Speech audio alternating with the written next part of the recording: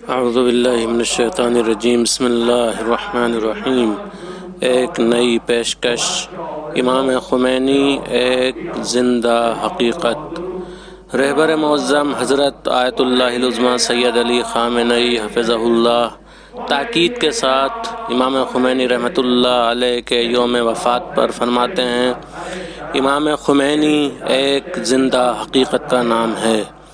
امام خمینی بظاہر ہماری آنکھوں سے اوجھل ہیں، لیکن ان کی زبان سے نکلے ہوئے فقرے آج بھی دوش ہوا پر کائنات کی سیر کر رہے ہیں اور ہر بیدار ضمیر انسان کے کانوں میں آزادی کا رس گھول رہے ہیں۔ امام خمینی کے افکار و نظریات پر غور کیا جائے تو عقل بشری دنگ رہ جاتی ہے کہ آخر یہ کیسی شخصیت تھی، یہ کوئی انسان تھا یا فرشتہ؟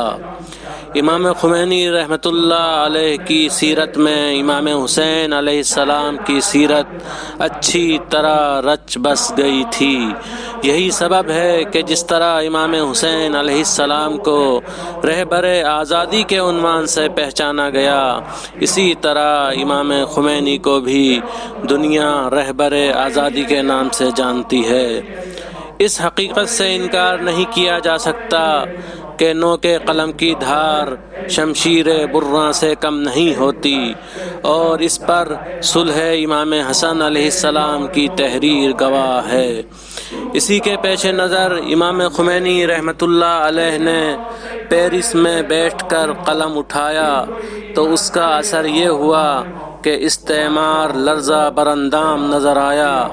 یہ قلم کی ہی طاقت تھی کہ پیرس میں بیٹھے رہے، لیکن ایران میں موجود امریکن کلچر کے پراخچے اڑا دیے اور دشمن کو گھٹنے ٹیکنے پر مجبور کر دیا۔ 4 جون یا 3 جون کو امام خمینی کا یوم وفات منایا جاتا ہے، جس کے ذریعے ان کے افکار و نظریات کا احیاء ہوتا ہے۔